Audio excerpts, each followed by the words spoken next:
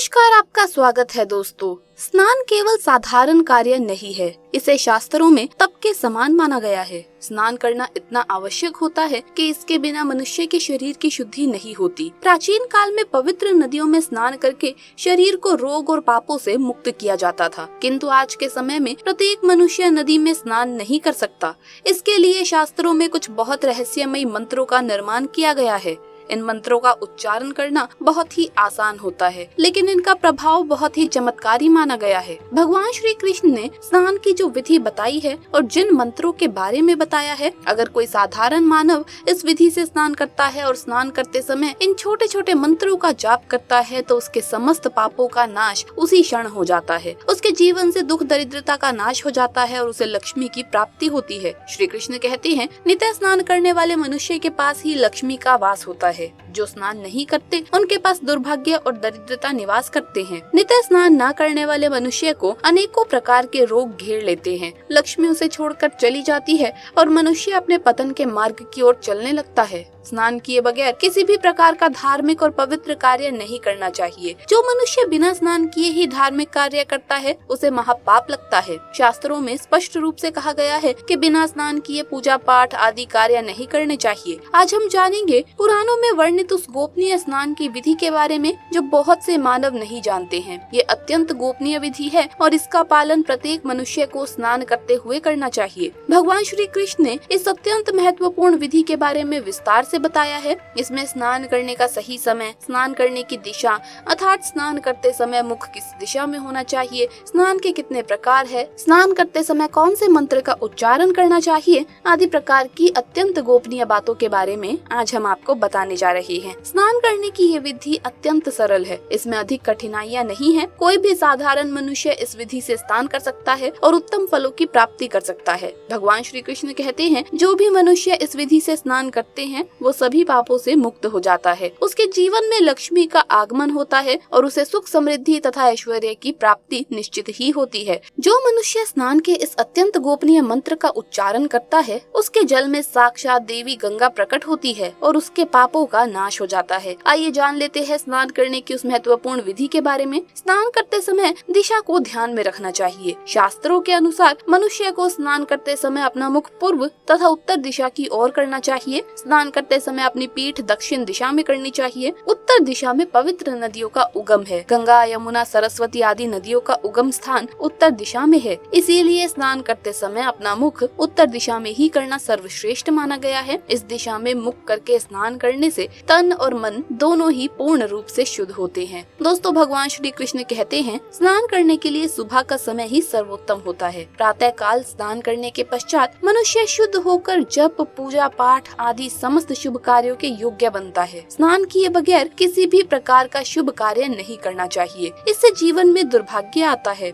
श्री कृष्ण कहते हैं, 9 छिद्रों वाले मनुष्य के शरीर से दिन रात गंदगी निकलती रहती है, इसीलिए इसे नित्य शुद्ध करना आवश्यक होता है। श्री कृष्ण कहते हैं, यदि संभव हो तो शुद्ध तीर्थ में स्नान करना चाहिए, क्योंकि ये मल पूर्ण शरीर शुद्ध तीर्थों में स्नान करने से शुद्ध होता है। यदि ऐसा संभव ना हो तो शुद्ध जल से ही स्नान करना चाहिए। जो मनुष्य नित्य प्रातः काल में स्नान करता है उसके पास दुष्ट शक्तियाँ नहीं आती है, उस पर कभी बुरी नजर का और नकारात्मक शक्तियों का प्रभाव नहीं पड़ता है। साथ ही उसके पापों का नाश होकर उसे पुण्य की प्राप्ति होती है। रोज स्नान करने से मनुष्य को सौंदर्य, तेज, बल, पवित्रता, लंबी आयु, आरोग्य, निर्लोकता, बुरे स्वप्न का नाश, तप और मेधा ये 10 गुण प्राप्त होते हैं और मनुष्य संसार में कीर्ति पाता है। श्री कृष्ण कहते हैं कि संसार के सभी पवित्र कार्य स्नान मूलक है, अर्थात कोई भी पवित्र कार्य बिना स्नान किए कभी भी संपन्न नहीं होता। स्नान न करने वाले मनुष्य के पास लक्ष्मी कभी भी नहीं आती, उसका बल भी नष्ट हो जाता है और वो अनेकों प्रकार के रोगों से ग्रस्त हो जाता है। स्नान न करने पर मनुष्य की इंद्रियों का भी नाश होता है, इसीलिए स्वयं का कल्याण चाहने वाले मनुष्य को रोज स्नान जरूर करना चाहिए। विद्वान लोग बिना स्नान किए अन्न का कण भी ग्रहण नहीं करते, इसीलिए मनुष्य को बिना स्नान किए भोजन नहीं करना चाहिए। इस नियम का कठोरता से पालन करने पर मनुष्य को तप तथा व्रत के समान फल प्राप्त होता है। श्री कृष्ण कहते हैं, जब हम रात को सोते हैं तो हमारे मुख से लार, पसीना, मल आदि अपवित्र पदार्थ निकलते हैं, जिससे हमारा शरीर अपवित्र हो जाता है। जब हम सुबह स्नान करते हैं तो हमारे शरीर की ये गंदगी दूर होती है और हमारा शरीर पवित्र हो जाता है। इसी के साथ ही स्त्री और पुरुष रात्रि में रति क्रिया करते हैं, जिससे उनका शरीर अपवित्र हो जाता है। इसीलिए शरीर को शुद्ध करने के लिए स्नान की नितांत आवश्यकता होती है। स्नान करते समय ईश्वर का ध्यान करना चाहिए। इससे तन की गंदगी के साथ हमारे मन की गंदगी भी साफ होती है। अगर आप जीवन में यश, मान सम्मान, कीर्ति, धन संपत्ति आदि की प्राप्ति करना चाहते हैं तो सुबह स्नान करने के बाद सूर्य देवता को अर्घ जरूर देना चाहिए। सूर्य देवता को रोज अर्घ देना यज्ञ के समान फल प्रदान करता है। अगर आप नित्य सूर्य को अर्घ नहीं दे पाते हैं तो रविवार के दिन सूर्य को अर्घ अवश्य देना चाहिए। सूर्य को अर्घ देने के लिए तांबे के पात्र का प्रयोग करें और उसमें अक्षत तथा फूल डालें।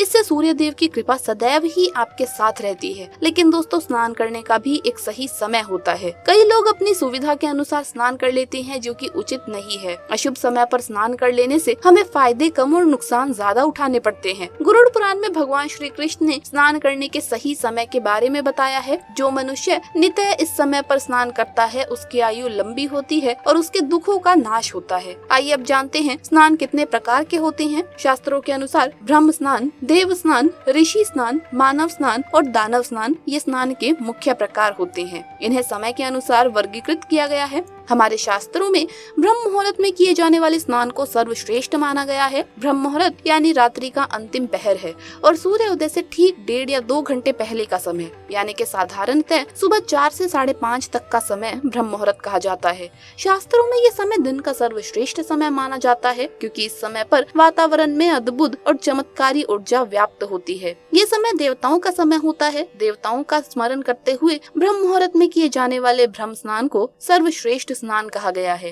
इस समय स्नान करने से और स्नान के तुरंत बाद सूर्य देवता को अर्घ देने से हमारे जीवन में सुख, समृद्धि और शांति बनी रहती है। दिन भर हमारा तन और मन ताजगी और सकारात्मक ऊर्जा से भरपूर रहता है। दूसरा है देव स्नान। सुबह 5 से 6 बजे के बीच किए जाने वाला स्नान देव स्नान कहलाता है। सभी पवित्र नदियों का स्मरण करते हुए किए जाने वाले इस स्नान को भी श्रेष्ठ स्नान माना जाता है। इस समय स्नान करने से हमारे शरीर में सकारात्मक ऊर्जा का संचार होता है और सभी प्रकार की नकारात्मकता और बुराई हमारे शरीर से बाहर निकल जाती है। तीसरा है ऋषि स्नान। सुबह जब आकाश में तारे नजर आते हैं उस समय किए गए स्नान को ऋषि स्नान कहते हैं। ये भी श्रेष्ठ स्नान होता है। इस समय स्नान करने से हमें मानसिक शांति मिलती है और हमारी आयु लंबी होती है तथा शरीर भी निरोगी रहता है। चौथा है मानव स्नान। 6 से 8 बजे के बीच किए जाने वाला स्नान मानव स्नान होता है। ये स्नान सूर्य उदय के समय या सूर्य उदय के ठीक बाद में किया जाता है। इस स्नान से अधिक शुभ फल प्राप्त नहीं होते,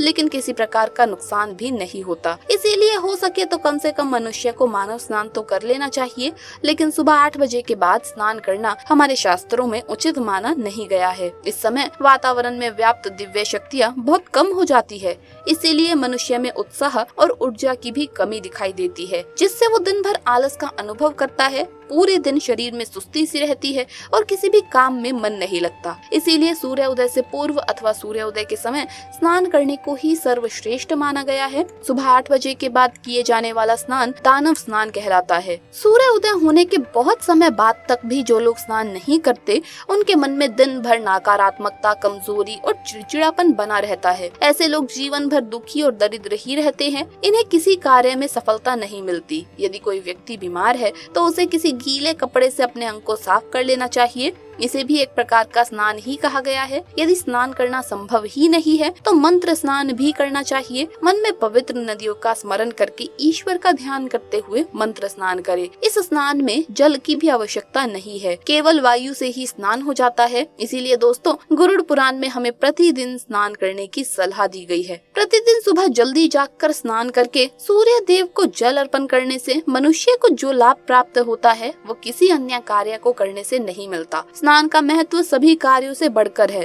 स्नान के बिना हम अशुद्ध और अपवित्र ही रहते हैं। शास्त्रों के अनुसार स्नान करते समय हमें इस मंत्र का जाप करना चाहिए। इससे स्नान करने के कई गुना अधिक लाभ प्राप्त होते हैं। इस मंत्र से सभी पवित्र नदियों का स्मरण किया गया है। आप रोज स्नान करते समय इस मंत्र का उच्चारण अवश्य करें। आपकी दरिद्रता का निश्चित ही अंत हो जाएगा और आपको हर कार्य में सफलता मिलेगी। वो मंत्र इस प्रकार है: गंगे च यमुने चैव गोदावरी सरस्वती नर्मदे सिंधु कावेरी जलेस्मिन् निधि कुरु।